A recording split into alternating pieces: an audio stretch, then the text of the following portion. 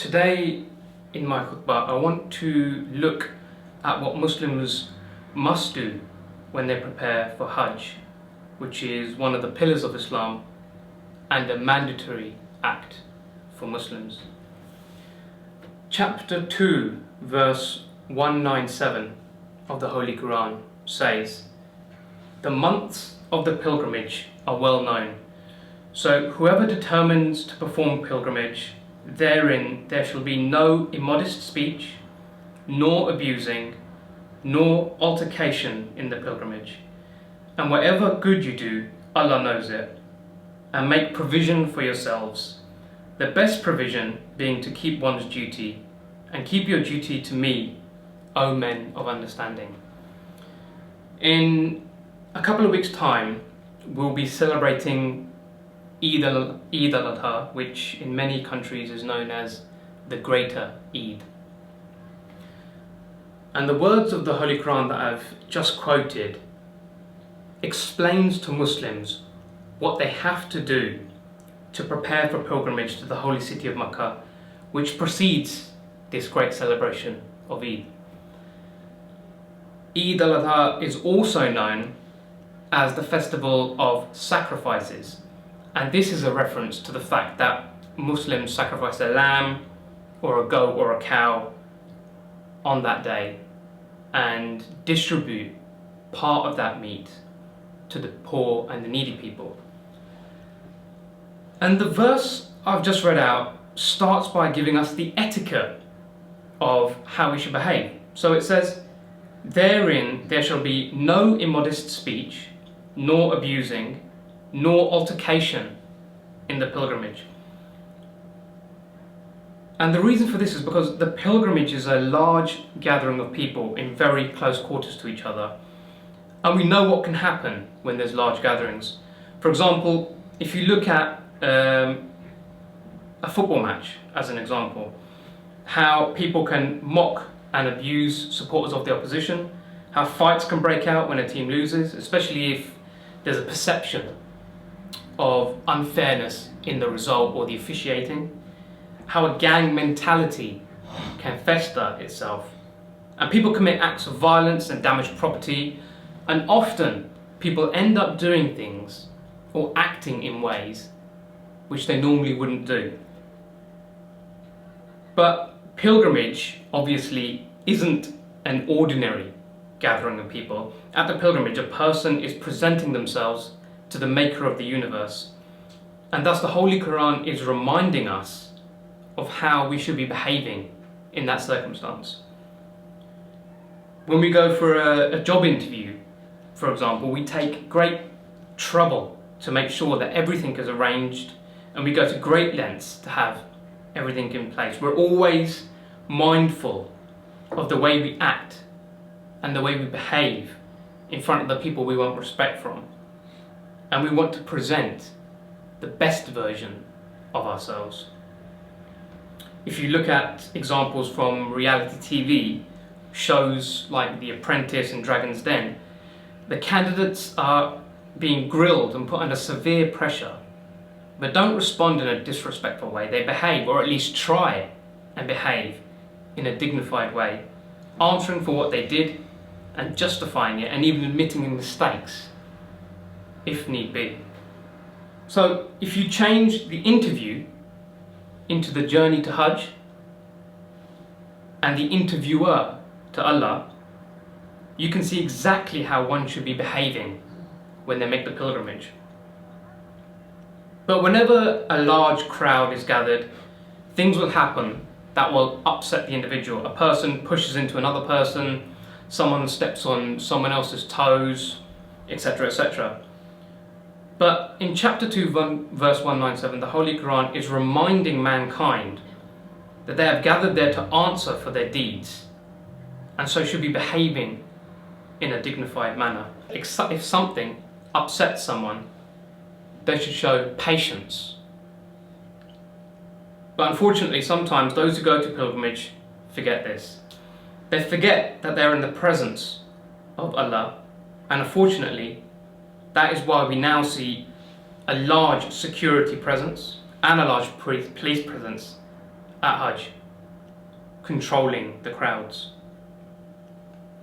I find it a little bit strange that if, for example, we go to dinner with an important person, we always make sure that we will behave in a dignified manner and that we follow all the proper etiquette so that the person thinks well of us. But that when we meet Allah, sometimes we show less consideration in the way we act and behave than we would with somebody else that we've met.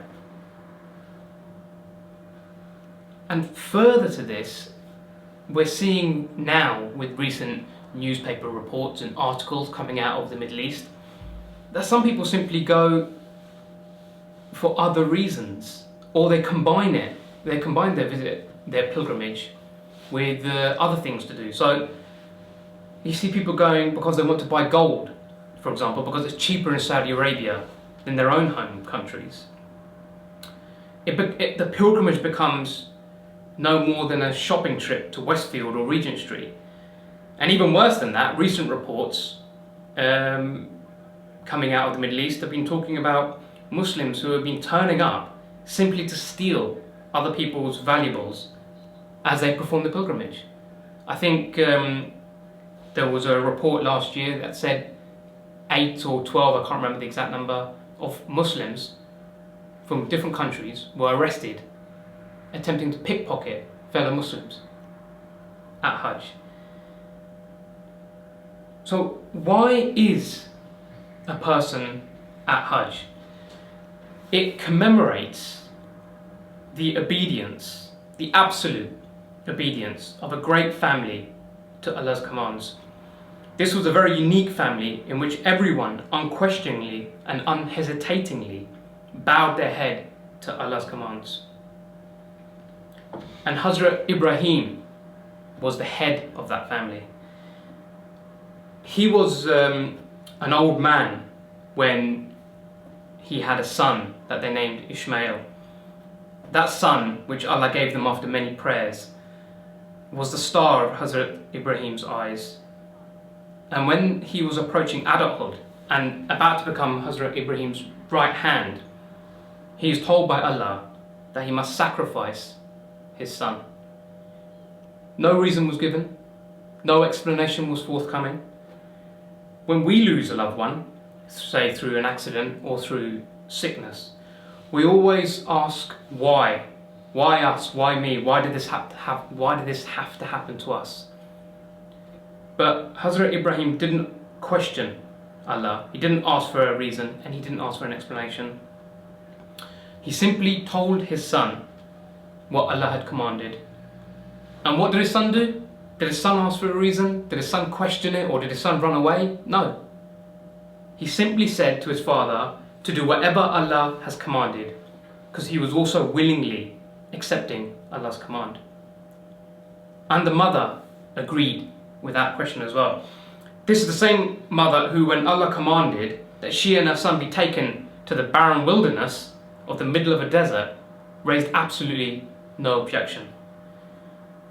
So now that Hazrat Ishmael had come through all of that, now that he had survived that ordeal in the desert, now that he could fulfill his mother's dreams of getting married and having children, etc., she's suddenly going to lose him. And not through illness, not through an accident, but lose him by being killed by his own father. And she accepted that unquestioningly. If that family can show such obedience to Allah, when we go to celebrate this event, we should remember the actions of this family and make sure that in the very least we act in a dignified manner. If their example is to be followed, then there will be no need for security and people and police ring-fencing people and trying to keep people under control during the pilgrimage, or having to look out for pickpockets or other thieves. The point isn't that we should all be looking to sacrifice our sons. The point is that we should be prepared to do the most painful things, however much they hurt us, because Allah has commanded us to do so. Our love of Allah should surpass the love of all material things. And this actually explained in many other ways in the Holy Quran as well. When the Holy Quran talks about giving charity, it says, give in charity things you like. When it talks about justice, it speaks, and speaking the truth, it says, speak the truth even if it's against those who you love. And then of course the Holy Quran gives the example I just described earlier and shows us how a whole family held love of Allah above and beyond the love of everything in this world. A couple of weeks ago, literally a couple of weeks ago, someone was repeating a story, a conversation that they had overheard of a person in Pakistan who was telling somebody else that he told his children to hide the fact that they're MDs. And he said it was too dangerous for anybody to know that they were MDs, and that he could not sacrifice his children for his religion. And he is correct. It is an extremely, extremely dangerous time for anybody to admit they're a minority in Pakistan, with everything that's happening there on a daily basis. But he then became offended when someone asked him, if that was the case, then why is he getting prepared and ready to celebrate Eid al-Adha, which actually teaches us exactly that. And that was the conversation which led me to think about my topic for today's khutbah. Because the problem is that we don't want to implement Islam in our own lives, because really it isn't actually that convenient. Instead, we like to read wonderful intellectual books or listen to speeches about it instead, or even stand up and give those speeches and then walk away thinking that we're better people for it. That wasn't the reason for which the Holy Quran was revealed. It was revealed to create in our hearts as a desire for spiritual greatness and not for material wealth. That doesn't mean that Islam teaches us that it's good to be poor or anything like that. In fact, there were many companions of the Holy Prophet, peace be upon him, who were very, very rich. For example, Hazrat Khadija, who ran an import-export business. Hazrat Usman, he was from an extremely rich family. But when the time came, they made huge financial sacrifices for the cause of Islam or for the Muslim community in general. As the promised Messiah, Hazrat Mirza Ghulam Ahmad, said, whatever you do it for Allah's pleasure and see it may be used to further the cause of Islam. The last section of chapter 2, verse 197 that I read out says that when a person decides to go to Hajj, that person should make provision for it. Now, most people normally take this to simply mean make financial provisions for your journey. Make sure you've got the money and the means to go to Hajj, and make sure that the people that you're leaving at home aren't suffering from the fact that you've made those financial commitments. And that is correct. You absolutely should be doing that. But what is more important is to make a spiritual provision for the Hajj. And verse 197 supports this by saying that doing of one's duty as commanded by Allah is the best provision. Doing of one's duty as commanded by Allah is the best provision. So going back to my earlier example of the interview, just think about how we prepare for an important interview or meeting. We get up early, we have a shower, we shave, we iron a shirt or your skirt, or you put makeup on, whatever it may be. you wear your best suit and tie, you polish your shoes, etc., etc. We take a long time. We take a long time to prepare for a meeting or an interview, which may get us a profitable contract or maybe a good new job. In fact, from the moment we get the call or email inviting us to the interview, we start preparing from that moment. We do research, we think of possible questions that we may be asked and how we're going to answer them. We take advice from others. The list is endless of all the things that we do when we prepare. Now, we know that when we should be going to Hajj from the day we start celebrating Eid. So we know we should be preparing and doing our research and start to think about what we may be asked and how we'll answer it from that very moment.